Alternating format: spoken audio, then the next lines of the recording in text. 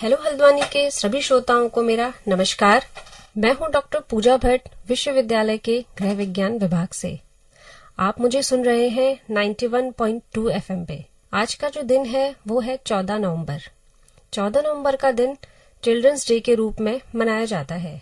आज children's day के अवसर पे मैं आपसे पेरेंटिंग स्टाइल के बारे में अपनी बात साझा करना चाहती हूँ।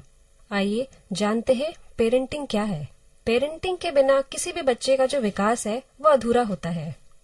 पेरेंटिंग उस कला का नाम है जिसमें आप अपने बच्चे की सेहत से लेके उसकी सुरक्षा सबका अत्यधिक ध्यान रखते हैं। साथ ही आप अपने बच्चे को एक जिम्मेदार, कल्चर्ड और परिपक्व वयस्क बनाते हैं। बच्चे के इस विकास के लिए आप जिस भी पेरेंटिंग का उपयोग करते हैं उसे हम पेरेंटिंग स्टाइल कहते हैं। आपकी पेरेंटिंग स्टाइल ये बताती है कि आपके बच्चे का डेवलपमेंट कैसा होगा। साथ ही आपकी पेरेंटिंग स्टाइल पर निर्भर करता है कि आपका बच्चा आपके बारे में कैसा महसूस करता है। इसलिए ये सुनिश्चित करना बहुत जरूरी है कि जो भी आप पेरेंटिंग स्टाइल अडॉप्ट करें वो आपके बच्चे के डेवलपमेंट में सपोर्ट करे। आप जिस तरीके से अपने बच्चे के साथ बातचीत करते हैं, आप जिस तरीके से उसे अनुशासित करते हैं, ये उसको लाइफ लॉन्ग प्रभावित करता है। तो इसलिए पेरेंटिंग स्टाइल क्या होनी चाहिए इस बारे में जानना अत्यधिक आवश्यक है, क्योंकि किसी भी बच्चे के जो पहले टीचर होते हैं वो उसके माँ बाप ही होते हैं। आइए जानते हैं कुछ अलग अलग पेरेंटिंग स्टाइल के विषय में। सबसे पहले हम बात करेंगे अथॉरिटेरियन पेरेंटिंग के विषय में। इस स्टाइल को हम अथॉरिटेरियन टाइगर भी कहते हैं। इस स्टाइल का मतलब होता है स्ट्रिक्ट पेरेंटिंग। इसमें जो पेरेंट्स होते हैं वो अपने बच्चों के साथ काफी स्ट्रिक्ट होते हैं और हमेशा वो कुछ रूल्स बना के रखते हैं और उनका मानना ये होता है कि बच्चे को बिना किसी अपवाद के वो सारे रूल्स को फॉलो करना है। तो इस प्रकार के जो पेरेंट्स होते हैं उन्हें बच्चों के लाइक्स और डिसलाइक्स में बहुत ज्यादा दिलचस्पी नहीं होती है। वो बच्चों की प्रॉब्लम सॉल्व करने में कभी भी बच्चों को इन्वॉल्व नहीं करते हैं। और कभी कभी ऐसा होता है कि इस प्रकार के जो पेरेंट्स होते हैं वो अपने बच्चों को उनकी गलतियों को बार बार महसूस कराते हैं। और हमेशा ऐसा भी देखा गया है कि अथॉरिटेरियन जो पेरेंट्स होते हैं वो बच्चों को अनुशासित रखने के लिए दंड का भी उपयोग करते हैं। तो इसलिए जो इस प्रकार के जो पेरेंट्स होते हैं वो काफी सख्त नियम बनाते हैं अपने बच्चों को आज्ञाकारी बनाने के लिए। ये पेरेंट्स जो होते हैं अपने बच्चों को कुछ भी ऑप्शन नहीं देते हैं। इनका मानना ये है कि कुछ सेट रूल होते हैं और बच्चों को उन्हें फॉलो करना ही पड़ेगा। इस प्रकार के जो पेरेंट्स होते हैं वो शायद ही कभी अपने बच्चों को उनकी पसंद का कार्य करने की अनुमति देते हैं। ये इनका मानना सिर्फ ये है कि जो मैंने कह दिया है बस वही अंतिम निर्णय होगा। ये किसी भी विषय में बच्चों से बहुत ज्यादा बातें करने पे बिलीव नहीं करते हैं। और ज्यादातर ऐसा देखा गया है कि जो अथॉरिटेरियन पेरेंटिंग के जो बच्चे होते हैं वो नियमों का तो पालन करने लग जाते हैं और काफी आज्ञाकारी भी हो जाते हैं, लेकिन आगे चल के इन बच्चों में आत्मसम्मान संबंधी समस्याएं देखने को मिलती हैं।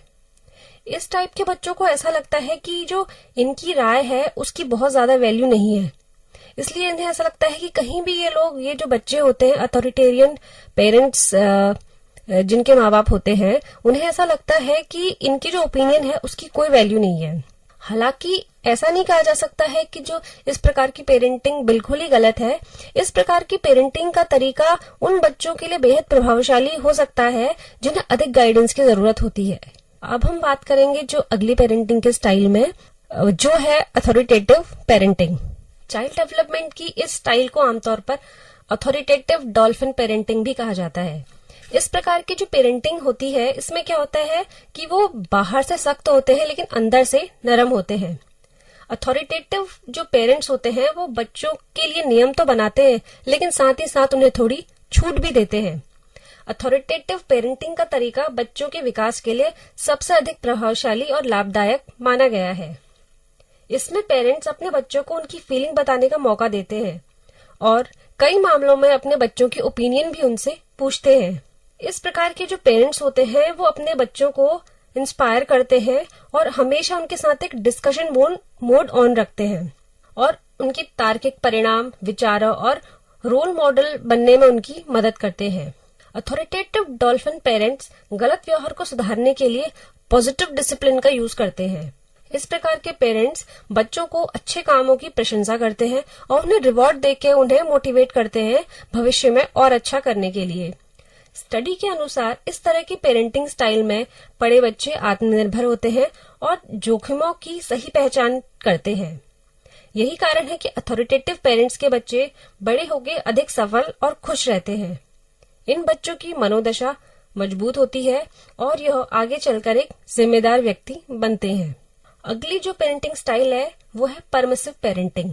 इसे हम परमिसिव कैंगरू पेरेंटिंग भी कहते हैं। इस प्रकार की जो पेरेंटिंग है उसका अर्थ है दयालु और रियायती। परमिसिव पेरेंट्स अपने बच्चों के प्रति बहुत दयालु होते हैं और उन्हें हद से ज्यादा छूट देते हैं। यह पेरेंटिंग का तरीका फॉलो करने वाले माता पिता अधिक नियम निर्धारित नहीं करते हैं। इस प्रकार के जो पेरेंट्स होते हैं उनका मानना यह होता है कि बच्चों के साथ दोस्तों जैसा व्यवहार करना चाहिए।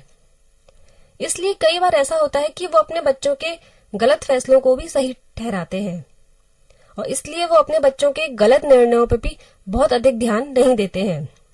इस प्रकार के जो पेरेंट्स होते हैं वो माता पिता की भूमिका कम और एक दोस्त की भूमिका अधिक निभाते हैं। इस प्रकार के जो बच्चे होते हैं वो अक्सर अपने पेरेंट्स के साथ बातचीत करते हैं, अपनी समस्याओं को उनके आगे रखते हैं। लेकिन कितनी बार ऐसा होता है कि जो पेरेंट्स होते हैं वो उनके बुरे व्यवहार या फिर बुरे विकल्पों को रोकने में भी असमर्थ होते हैं। परंतु इस प्रकार की जो पेरेंटिंग है उसका ड्रॉबैक ये है कि आगे चल के जो बच्चे होते हैं इस स्वीकार्य बिहेवियर के बारे में बहुत कम जानते हैं। इन बच्चों का अपने गुस्से पे नियंत्रण बिल्कुल नहीं होता है और तनावपूर्ण स्थिति में ये अत्यंत क्रोध शो करते हैं। जो बच्चे परमिसिव पेरेंटिंग के साथ बड़े होते हैं वो पढ़ाई लिखाई में ज्यादा संघर्ष करते हैं। वे अधिक व्यवहार संबंधी समस्याओं का भी उन्हें सामना करना पड़ता है, क्योंकि ये जो बच्चे होते हैं इन्हें बहुत ज्यादा रूल्स और एडमिनिस्ट्रेशन के बारे में बहुत ज्यादा नहीं पता होता है, ना वो इन चीजों को बहुत ज्यादा वैल्यू देते हैं। इस प्रकार के जो बच्चे होते हैं अपनी फीलिंग्स को बहुत जल्दी अपने पेरेंट्स के आगे एक्सप्रेस कर पाते हैं और इस प्रकार के जो पेरेंट्स होते हैं वो अपने बच्चों की गलतियों को बिल्कुल नजरअंदाज करते हैं और उनको माफ कर देते हैं। इनका बेसिकली मानना ये होता है कि शैतानी बच्चे नहीं करेंगे तो और कौन करेगा।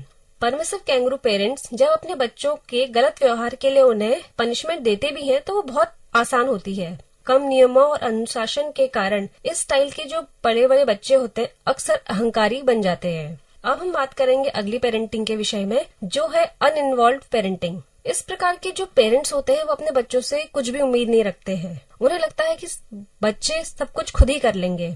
ये बच्चों की जो बुनियादी नीड्स हैं, जैसे खाना और रहने की व्यवस्था, बस इतना ही कर पाते हैं और कितनी बार तो ऐसा होता है कि वो इन बेसिक नीड्स को भी फुलफिल नहीं करते हैं। इस प्रकार के जो पेरेंट्स होते हैं वो नेग्लिजेंट पेरेंट्स होते हैं। वो लापरवाह होते हैं और उन्हें अपने बच्चों के भविष्य की कोई भी चिंता नहीं होती है। वो ना तो अपने बच्चों के लिए किसी प्रकार के नियम निर्धारित करते हैं, ना ही कोई सीमाएं होती हैं। इस स्टाइल की जो पेरेंटिंग है उसमें जो पेरेंट्स हैं वो कई बार अपना उत्तरदायित्व भी नहीं निभा पाते हैं। हालांकि जो वो ऐसा जानबूझ के नहीं करते हैं, क्योंकि जो पेरेंट्स होते हैं वो ऑलरेडी कुछ समस्याओं से जूझ रहे होते हैं, जैसे कि आर्थिक तंगी, मानसिक विकार, अवसाद। इस प्रकार की समस्याओं से जूझ रहे पेरेंट्स ही इस टाइप की जो पेरेंटिंग होती है उसको फॉलो कर रहे होते हैं। ऐसा पेरेंटिंग का जो तरीका है वो बच्चों में आत्मविश्वास और सम्मान की कमी पैदा करता है, जिसके कारण वो अपनी फीलिंग्स को बड़े होकर भी एक्सप्रेस नहीं कर पाते हैं। स्टडी की माने तो यह बच्चों के लिए एक हानिकारक पेरेंटिंग का तरीका है और अनइन्वॉल्व जो पेरेंट्स होते हैं वो बेपरवाह होते हैं। लेकिन जैसा मैंने आपको पहले भी बताया कि वो ये सब जानबूझ के नहीं कर रहे हैं। ये हो सकता है कि वो किसी मानसिक बीमारी से गुजर रहे हो या वो किसी फाइनेंशियल क्राइसिस से गुजर रहे हो। इस प्रकार के जो पेरेंट्स होते हैं उन्हें बाल विकास के बारे में बहुत कम जानकारी होती है और जो अनइन्वॉल्व पेरेंट्स के जो बच्चे होते हैं उनमें आत्मसम्मान की कमी देखी जाती है। इस प्रकार के बच्चों का प्रदर्शन स्कूल में भी बहुत अच्छा नहीं रहता है और उन्हें कई प्रकार से व्यवहार संबंधी समस्याओं का सामना करना पड़ता है। अब ये तो आपकी जो सारी है पेरेंटिंग स्टाइल्स हो गई हैं हमारी। जरूरी नहीं है कि आप जितनी पेरेंटिंग स्टाइल अभी बताई गई है उनमें से आपकी कोई एक हो हो सकता है जो आपकी पेरेंटिंग स्टाइल है वो इन पेरेंटिंग स्टाइल का कॉम्बिनेशन हो सकती है। तो इसलिए पेरेंटिंग का तरीका चाहे कुछ भी हो, आपका मेन कंसर्न ये होना चाहिए कि जो बच्चे का विकास है वो अच्छा होना चाहिए। मजबूत और अच्छी बुनियाद ही इंसान को बेहतर और इंडिपेंडेंट तथा आत्मनिर्भर बनाती है। जीवन में हर चीज की तरह बच्चे के विकास के लिए भी पेरेंट्स में धैर्य और समझ का होना बेहद जरूरी है। इसी के साथ मैं अपनी चर्चा को यहीं पे विराम देती हूँ। आशा करती हूँ आज का विषय आप लोगों को पसंद आया हो। Thank you.